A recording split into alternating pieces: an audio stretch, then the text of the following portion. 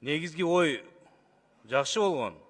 Мындай бир маданият, тартип, тазалык болсун деп. Бирок баягы айыппулдун өлчөмүн бекитилип атканда эмгек акын эске алып, социалдык тармакты эске алып, ошону карасак туура болмок. Мен юрист эмесмин, бирок баягы каралып атканда категория деп өткөн экен.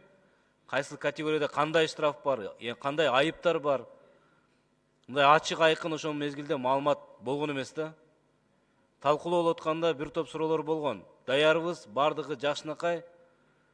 Биз мына даярбыз деп келгенсиздер. Мына ОСАГО боюнча мен эсимде 2015-жылы Өнүгүү прогресс фракциясы көтөрүп, мына ошол ишке кире турган жылды жылдырып 2018-ге жылдырылган.